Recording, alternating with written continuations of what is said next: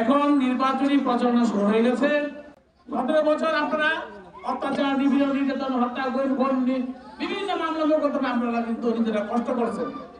অনেক কষ্টের বিনিময়ে কিন্তু আপনারা আজকে এই বৈষম্যবিরোধী ছাত্র আন্দোলনে যখন ছাত্র জনতার সাথে আপনারা সবাই নেমেছেন, এই আন্দোলনে কিন্তু সফল হতো না যদি সাধারণ মানুষ না মরত। এই সাধারণ মানুষ যদি না নামতো, কাজে আমি শ্রদ্ধার সাথে তাদেরকে স্মরণ করছি, সেই সব ছাত্র নেতাদেরকে, সেই সব জনগণকে যারা তাদের জীবন দিয়েছে তাদের জন্য। এবং আমরা বিএনপি পরিবার পক্ষ থেকে আমরা তাদের জন্য যতটুকু সহযোগিতা করছি এবং বিএনপি ক্ষমতা আসলে আমরা আরো বেশি করব, এটা আমাদের প্রতিজ্ঞা। আর আমাদের বিএনপি ভারপ্রাপ্ত চেয়ারম্যান প্রধান পৃষ্ঠপোষক ওনার নির্দেশে আমরা এই কাজগুলো করে রাখি। গতকাল আমরা বিএনপি ভারপ্রাপ্ত চেয়ারম্যান তারেক রহমান সাহেবের কাছ থেকে নির্দেশনা পেয়েছি আমরা যাতে সবাই এই দাঁড়িয়ে জন্য বিএনপিকে ক্ষমতা নিয়ে আসার জন্য আমরা নিজেদের জীবন বাজি রেখে রাজপথে কাজ করি। এই সরকার যতটুকু করার কথা ছিল ততটুকু করেনি, শুধু আশ্বাস দিয়ে গেছে। কিন্তু আমাদের বিএনপি ভারপ্রাপ্ত চেয়ারম্যান তারেক রহমান সাহেব কিন্তু যখন যেখানে যে মেধা সম্পন্ন ছেলেটি খবর পেয়েছেন সেখানে আমাদেরকে পাঠিয়েছেন। পাবনাতে এক বিএনপির প্রবীণ নেতা, সে কামার কুমারের কাজ করছে, ওনার কাছে লোক পাঠিয়ে দিচ্ছে। একজন গরিব কৃষক বিএনপি নেতা ছিল, খবর পেয়ে দৌড়ায় চলে যাচ্ছেন। বৈষম্যবিরোধী ছাত্র আন্দোলনে মারা গেছে একজন বিএনপি নেতা, অথবা সাধারণ মানুষ, তার কাছে আমাদেরকে পাঠাচ্ছেন। জিনিসটা বুঝতে হবে বিএনপি এবং আওয়ামী লীগের মধ্যে পার্থক্য কি। হাসিনা মানুষের রক্ত গাল দিয়ে খায় আনন্দ করে, আর বিএনপি মানুষের রক্তের মূল্যায়ন করে। বিএনপি আর আওয়ামী লীগ এক নয়।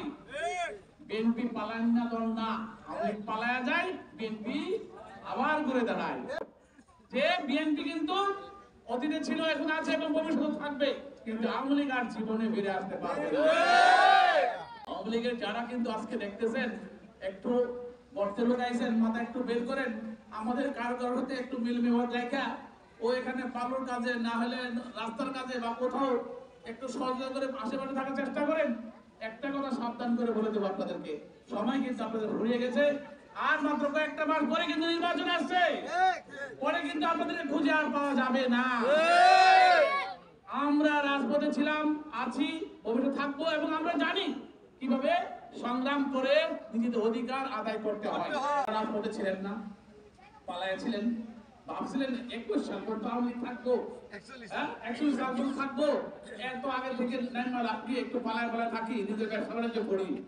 হঠাৎ করে যখন এই আন্দোলন হয়ে গেল, সেই আন্দোলন এখন চিন্তা করে দেখেন, আরে গত এত বছর তো আমরা রাস্তায় ছিলাম না, এখন সুযোগ পাইলে পয়সা খরচ করে ঢুকি না, সেই দিন কিন্তু এখন নাই। বিএনপি ভারপ্রাপ্ত চেয়ারম্যান তারেক রহমান তো সেই নেতা না। আপনাদের সিএস, আরএস, এসএ, খতিয়া সব দেখে কিন্তু যাচাই বাছাই করবে।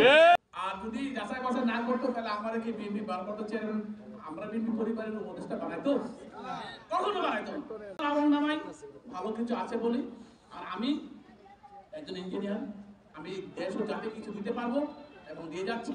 এবং আমি যে একটা ব্যবসা প্রতিষ্ঠান দাঁড় করাইছি অর্জন গ্রুপ, কিন্তু আমি এই আওয়ামী লীগ সরকারের বিরুদ্ধে যুদ্ধ করতে করতে, প্রাইভেট অর্গানাইজেশন কাজ করতে করতে দাঁড় করাইছি, অত্যন্ত প্রতিকূল পরিবেশে কাজ করছে এবং নিজের অর্জন, নিজের আইনা নেতাকর্মীর ভিতরে খরচ করছে। কিভাবে দেশের মানুষের কর্মসংস্থান বাড়ানো যায়, কিভাবে দেশের উন্নয়ন করা যায়, কিভাবে ই কমার্সের মাধ্যমে লক্ষ লক্ষ লোকের কর্মসংস্থান সৃষ্টি করা যায়, কিভাবে কৃষির উন্নয়ন করা যায়, কিভাবে আইটি সেক্টর উন্নয়ন করা যায়, কিভাবে শিল্প উন্নয়ন করা যায়, কিভাবে শিল্প উদ্যোক্তা বাড়ানো যায়, এই সব কিছু নিয়ে আমরা যে কাজগুলো করছি আজকে, এটা কিন্তু বিএনপি ভারপ্রাপ্ত চেয়ারম্যান তারেক রহমানের নির্দেশনায়।